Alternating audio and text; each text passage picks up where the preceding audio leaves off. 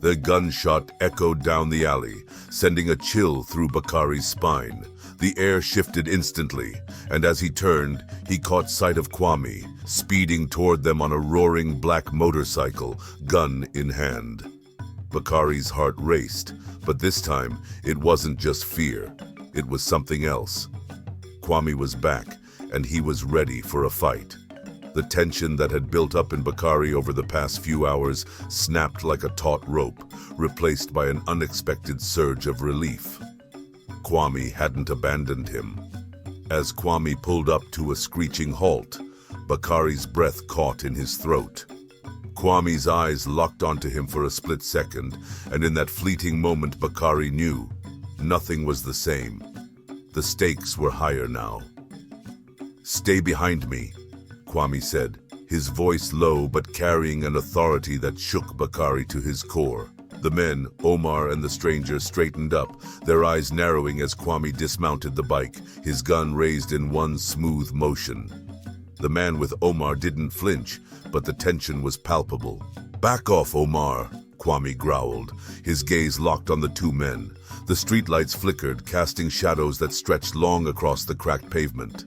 The air was thick with danger, the kind that made Bakari's palms sweat and his heart race. He stood frozen, caught between two forces, Kwame's raw intensity and the menacing power of Omar and his companion. "Do you really think you can just walk in here and threaten us?" Omar's voice was calm, deceptively so, but Bakari could hear the edge of danger in it, the promise of violence lurking beneath the surface. "I don't think, Omar," Kwame replied, his voice low and dangerous. "I know." There was a beat of silence. The older man, cold-eyed, calculating, took a step forward, his hand hovering over the gun holstered at his side. Kwame didn't budge, his eyes never leaving the man's face. "What do you want with him?" Kwame asked, his voice barely a whisper, but his anger was clear. Bakari's breath hitched as the older man's hand slid to his gun, a slow, deliberate movement. Time seemed to stretch as the tension grew unbearable. Bakari's instincts screamed at him to move, but he was rooted to the spot, watching Kwame like he was the only thing keeping the storm at bay. Without warning, Kwame lunged forward, grabbing the older man's wrist with one hand, twisting it until the gun fell from his grasp. In a fluid motion, Kwame kicked the man's legs out from under him, sending him crashing to the ground with a sickening thud. Bakari's pulse raced as he watched Kwame fight with a level of precision and aggression he hadn't seen before. Kwame wasn't just protecting himself, he was protecting Bakari, and there was something deeply thrilling about it. He wanted to feel fear, but all he felt was the undeniable pull of attraction. The older man lay on the ground, groaning, and Kwame stood over him, gun now aimed squarely at his chest. But it wasn't the older man's life Kwame was after. It was the message. "Stay away from Bakari," Kwame said, his voice dangerously calm. "This is your only warning." Omar took a step back, his face tight with anger, but he didn't move. He wasn't stupid enough to escalate it further, not with Kwame holding the upper hand. Bakari couldn't tear his eyes away. Kwame's hand was steady, his jaw clenched in determination, but there was something else in his eyes, something that softened just enough for Bakari to notice. In the midst of all this chaos, there was a flicker of something personal between them. Kwame lowered the gun slowly, his gaze never leaving the older man. The tension still hung in the air, thick enough to cut with a knife, but Bakari could feel the pulse between them, the weight of everything they hadn't yet said. As the older man slowly got up, wiping the dirt from his suit, Omar finally spoke, his voice tight. "This isn't over, Kwame. You'll regret this." "I already regret not doing this sooner," Kwame shot back, his words laced with venom. "And if you know what's good for you, you'll stay the hell away from Bakari." With one final, intense stare, Kwame turned back to Bakari, his hand resting briefly on his shoulder. It was a touch that sent a shock of warmth through Bakari's chest. "Let's go," Kwame said, his tone soft but firm. guiding Bakari away from the scene. As they reached the bike, the adrenaline began to wear off, and Bakari found himself breathing harder than he should have. His chest tightened, not from fear, but from something deeper. "I told you not to trust anyone," Kwame said, looking over at Bakari with a mixture of concern and frustration. "But you didn't listen." "I never do," Bakari replied with a smirk, his voice laced with both exhaustion and something else, something he couldn't quite put into words. As Kwame revved the bike back to life, Bakari climbed on behind him, his hands gripping Kwame's waist, the world feeling far too small as they sped away into the night. The city blurred past them, neon lights streaking through the darkness as the motorcycle tore through the streets. Bakari clung tightly to Kwame, his heart still hammering in his chest. The heat of Kwame's body beneath his fingertips was grounding, but his mind was racing. He had just walked away from something dangerous, and he had no idea what came next. The wind howled past his ears, but it wasn't loud enough to drown out the one question looping through his mind. "Who the hell are you, Kwame?" Bakari wanted to ask, wanted to demand answers, but he could feel the tension radiating off Kwame. His grip on the handlebars was tight, his shoulders rigid. Whatever had just gone down, it wasn't over. Not even close. 15 minutes later, Kwame pulled the bike into a narrow alley and killed the engine. The silence was deafening. They were outside an old, abandoned warehouse on the outskirts of town. The building looked like it had seen better days, rusted metal doors hanging loose, broken windows gaping like missing teeth. Kwame swung off the bike first, offering Bakari his hand. Bakari ignored it and climbed off on his own, crossing his arms as he took in their surroundings. Bakari wasn't stupid. He knew when he was being hidden. This wasn't just a stop. This was a safe house. "Kwame," Bakari finally said, his voice sharp. "What the hell was that back there? Who were those men?" Kwame exhaled slowly, as if he'd been expecting the question, but still wasn't ready to answer it. "Not here," he muttered. "Inside." Inside, the warehouse smelled of rust and old rain. Kwame flicked on a single light, casting an orange glow over the dusty floor. Bakari leaned against a steel table, waiting. Kwame ran a hand down his face, looking at Bakari like he was debating something dangerous. Then finally he spoke. "There are things about me you don't know, Bakari," Kwame said. "Things I haven't told you because I didn't want to drag you into them." Bakari's heartbeat quickened. Too late for that. Kwame gave a humorless smirk. He leaned against the wall, arms folded. "Omar and his boss? They're part of a network that deals in information, secrets, blackmail, and sometimes worse. I used to work for them." Bakari stiffened. "Work for them?" Kwame nodded. "I ran jobs, stole things, moved things, did whatever they asked me to, but I was never one of them. I was just another pawn, a useful one, until I wasn't. I left. No one leaves them, Bakari, but I did, and now they want me dead." Bakari's throat tightened. He had suspected Kwame was mixed up in something, but this was far bigger than he expected. Bakari swallowed hard. "So what happens now? They just come after you forever?" Kwame shook his head. "No, they come after anyone close to me. That's why I told you to stay away." Bakari should have been afraid. He should have wanted to run, but the only thing he felt standing in front of Kwame was something far more reckless. "And if I don't?" Bakari asked quietly. Kwame's jaw tensed. "Then you'll regret it." Bakari stepped closer. "You know what I think?" Kwame narrowed his eyes. "What?" "I think you're more afraid of what's happening between us than of those men." The air between them was thick. Too thick. The truth was staring Kwame in the face, and Bakari knew it.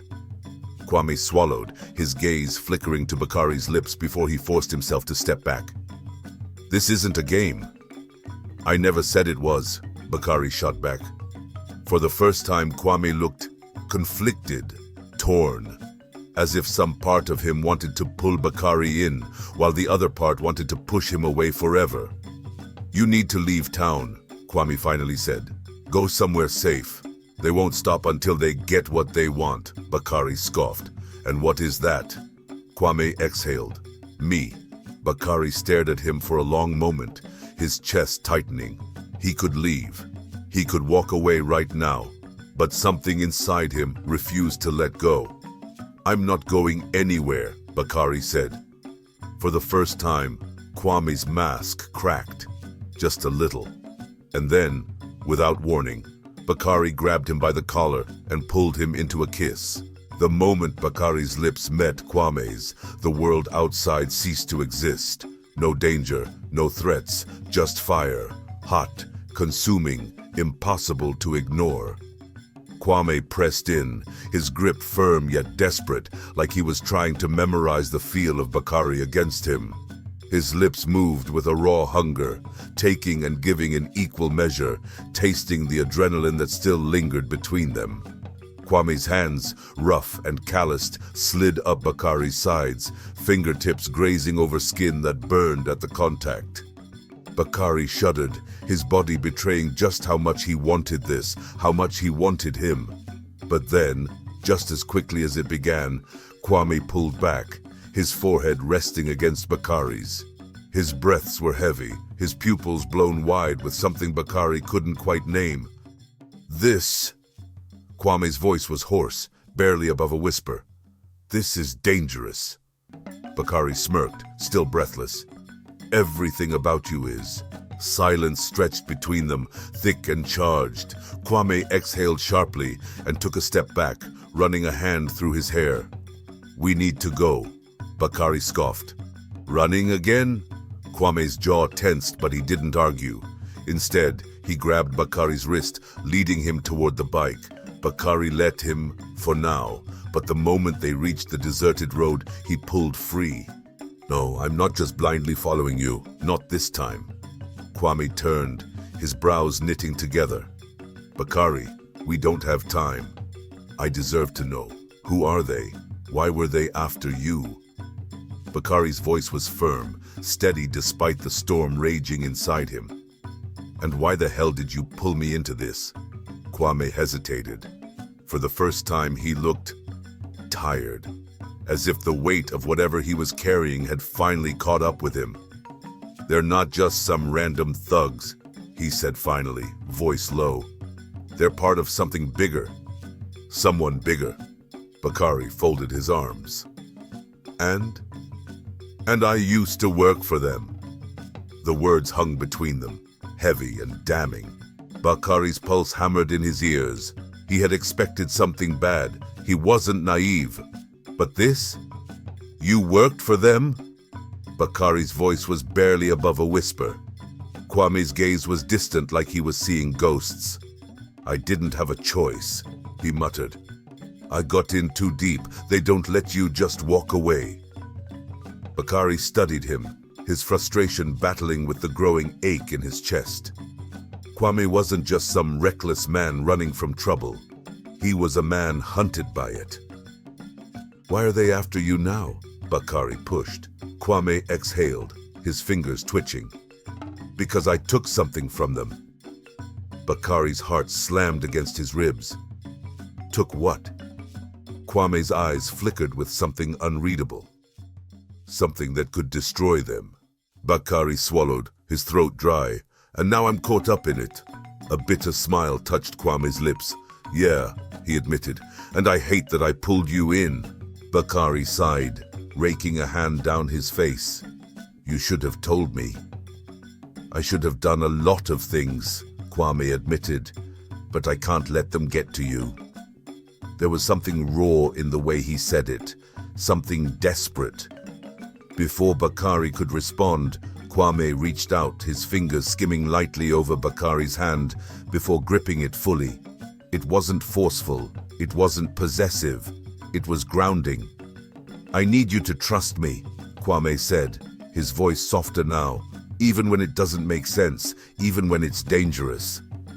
Bakari looked down at their joined hands, something in his chest tightening. That's a big ask. Kwame smirked, the ghost of mischief in his eyes. You don't strike me as someone afraid of big things. Bakari rolled his eyes, but he didn't pull away.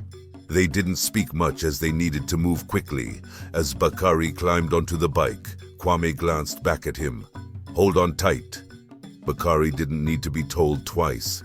His arms wrapped around Kwame's waist, but this time it wasn't just for balance. As the motorcycle roared to life and sped off into the night, Bakari buried his face against Kwame's back, exhaling slowly. For better or worse, he was in this now. And deep down, a small part of him didn't want to let go. The wind rushed against them as Bakari held on tightly to Kwame's waist, his heartbeat finally slowing from the chaos of the night. He could feel the warmth of Kwame's body, the steady rise and fall of his breath as they rode through the empty streets. For a moment, it almost felt peaceful, but peace never lasted long with Kwame. Bakari lifted his head slightly. Where are we going? Kwame's voice was steady, but there was something in it, something too careful. Somewhere safe. Bakari frowned. You already said that last time. Kwame didn't respond. He only tightened his grip on the handlebars and accelerated. Something wasn't right. Bakari watched the streets blur past, trying to recognize where they were headed, but the road seemed unfamiliar, too quiet, too abandoned. Kwame, where the hell are we? Still no response. Bakari's stomach tightened. Before he could say another word, Kwame suddenly jerked the bike to the side, taking a sharp turn into an alleyway. Hey, what the hell are you doing? Bakari snapped, gripping tighter as the bike skidded slightly before straightening. We need to be careful, Kwame murmured. The alley was long, dimly lit, and felt wrong. Too empty, too silent. Bakari's eyes darted around, then he saw it. At the far end of the alley, two black SUVs were parked. Their tinted windows hid whoever was inside. The kind of cars that never meant anything good. Kwame, stop the bike. Kwame didn't. He kept riding straight toward the trap. Bakari's chest clenched. Something clicked. Kwame, he whispered, his voice cold. Tell me you didn't set me up. Kwame didn't answer. Bakari's blood turned to ice. He grabbed Kwame's shoulder, yanking him back. Stop the damn bike! Too late. The SUV's doors burst open. Men poured out, guns raised, faces hidden behind masks. Bakari's pulse slammed. His instincts screamed at him to run, to fight, to do something. But Kwame stopped the bike, right in front of them. And then, slowly, he raised his hands. Bakari felt like the ground had been ripped from beneath him. You! His voice shook. You brought me here? Kwame turned, his expression unreadable. His lips parted like he wanted to explain, to say something. But then a man stepped forward. Tall, dressed in a sharp black suit, his presence exuding authority. Omar sends his regards, the man said, smirking. And then, a gun slammed into the side of Bakari's head. Darkness swallowed him whole. Bakari groaned as he blinked awake, his vision hazy, his body slumped against cold metal. He was in a chair, tied. Dim lights flickered overhead. The air smelled of cigarettes and sweat. He could hear voices, low murmurs, a chuckle, footsteps pacing. And then he saw him. Kwame, standing right there, arms crossed, completely unharmed. Bakari's chest tightened with fury. Before he could speak, another voice filled the room.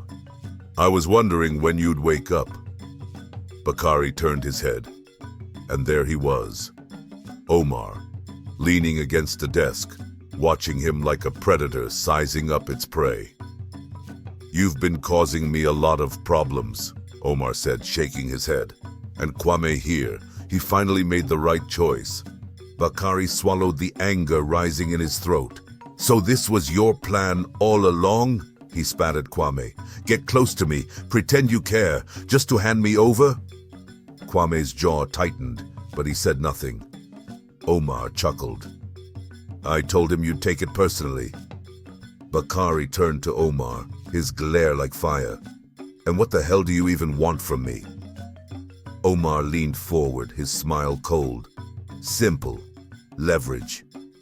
Bakari's blood ran cold. You see, Omar continued, Kwame took something from us. Something valuable. He glanced at Kwame, smirking. And now we take something from him. Bakari felt the weight of those words sink in. Omar wasn't after him. He was using him against Kwame. The realization struck hard. Kwame hadn't betrayed him. Kwame had just been forced into a no-win situation. Bakari's eyes snapped to Kwame, searching his face, and that's when he saw it. The regret, the tension in his clenched jaw, the slight tremble in his fingers, and then Kwame spoke, his voice low. This isn't over. Omar smirked. Oh, I know. And then the lights cut out and a single gunshot echoed in the dark. Hey, I hope you enjoyed the story. If you did, then please like, comment, and share this video. Don't forget to subscribe to never miss out on another video. If you would like to see the next part of this story, then comment part 3.